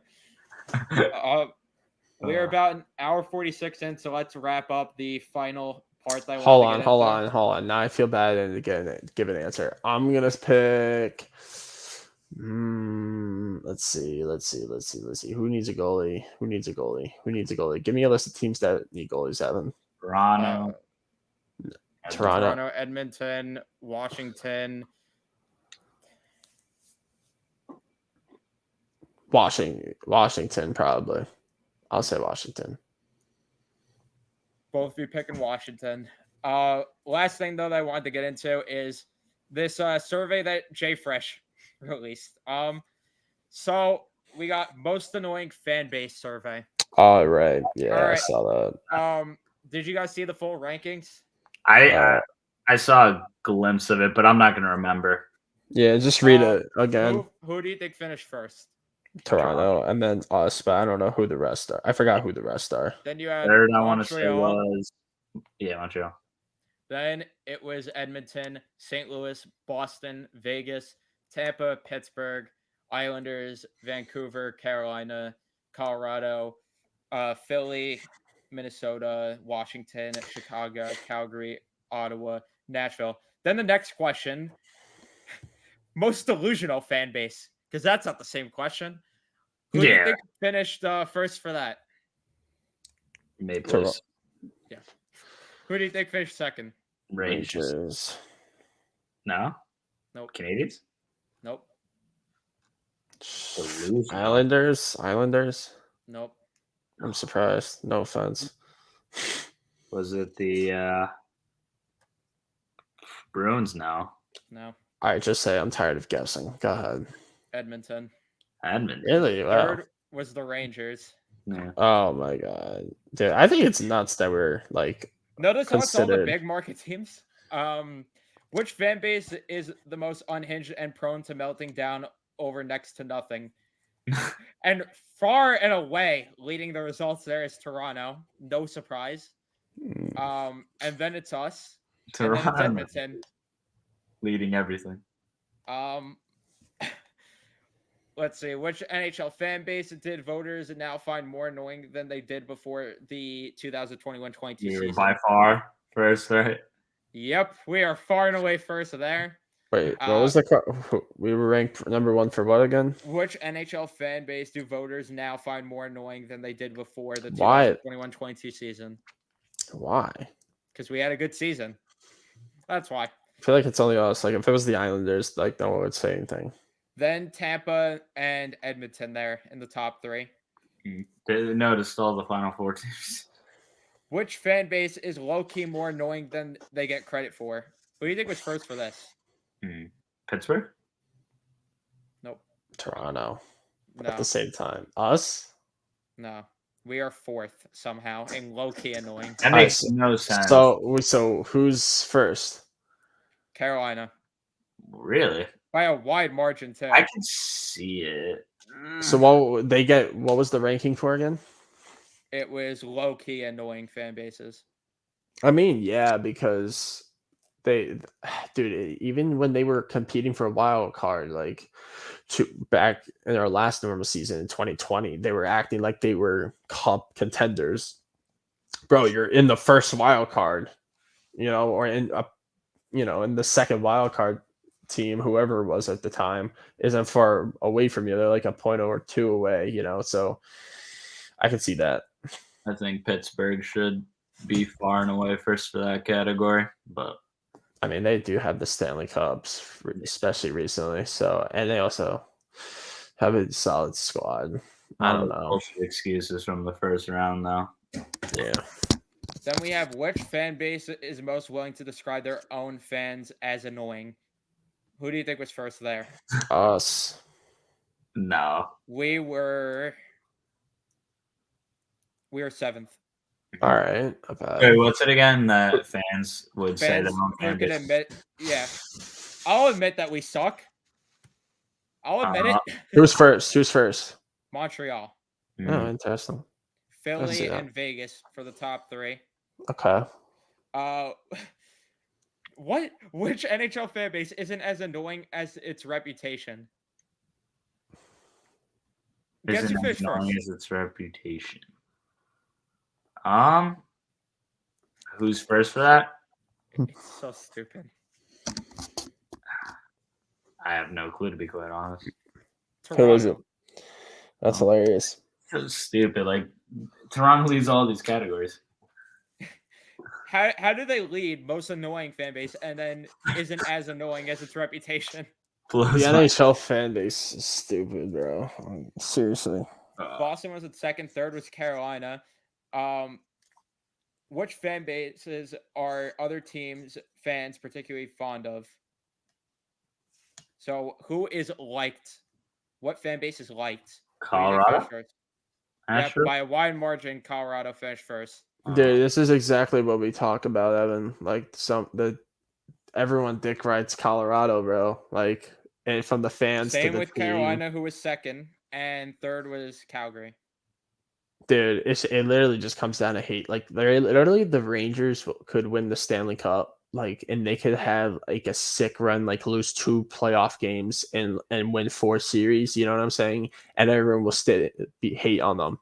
Yeah. But since it's Colorado, it's like, oh my god, they're so good. But if it was the Rangers or like some other highly hated team, they'd be like, oh no, they still suck. It was lucky. It was this and that. But since it's Colorado, oh, it's all skill, this and that. I mean, they have skill, but if Colorado is a lot as hated as like us, they definitely get a lot of heat, a lot more hatred, obviously. You're not wrong, and it's a fact. Like, honestly, it's not even like opinion. Like, you can disagree with me, but dude, you just gotta be real. It's true. But that's the nature of sports. That's how it is. And no one wants to see a big market team like the Rangers succeed in the world's most famous arena, Madison Square Garden. Well, I mean, this tells you it because it comes to no surprise here.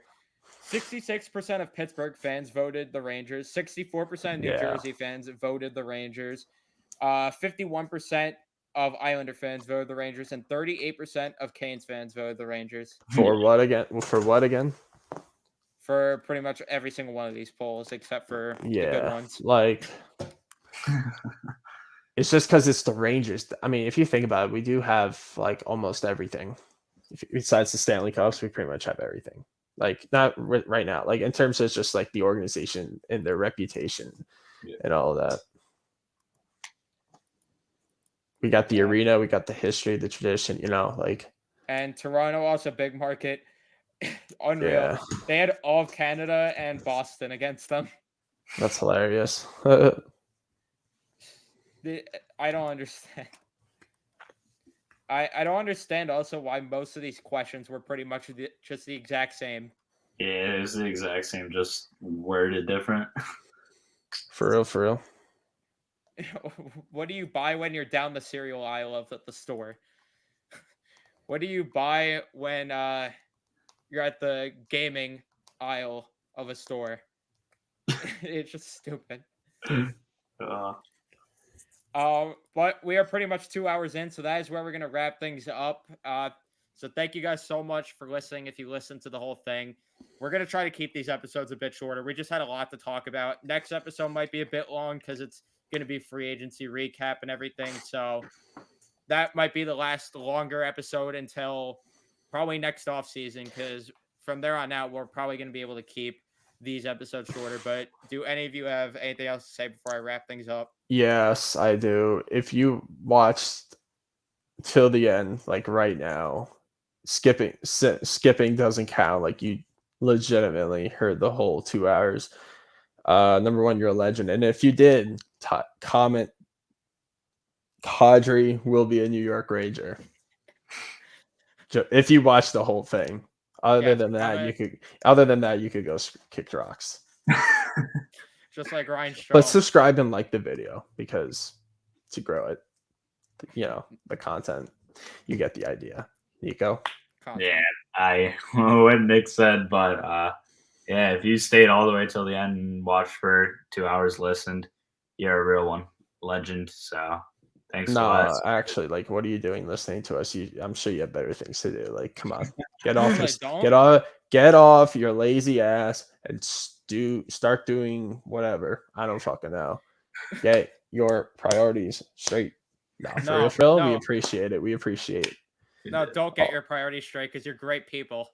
For real. Get us monetized. We appreciate you. Yeah, I was just messing. But if you actually watched it till the end, comment Kadri will be a New York Ranger or whatever the fuck I said in the beginning. Just comment somewhere along those lines. Oh yeah, I'll get what you mean. Until I find an official hashtag for it, but I guess Evan could make a post that I, saying like, oh, whatever, go wrap it up. I'm an idiot.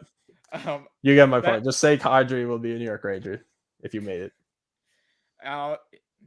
Nico, do you have anything to say? I just want to know what I mean. Yeah, one more thing. If you're looking to play NBA 2K My Park, drop your gamer tag, Xbox One version, rack up them wins, rep up. Let's do it, man. I won 10 straight. It's basketball, but I'm trying to, get a squad going. Grow the game.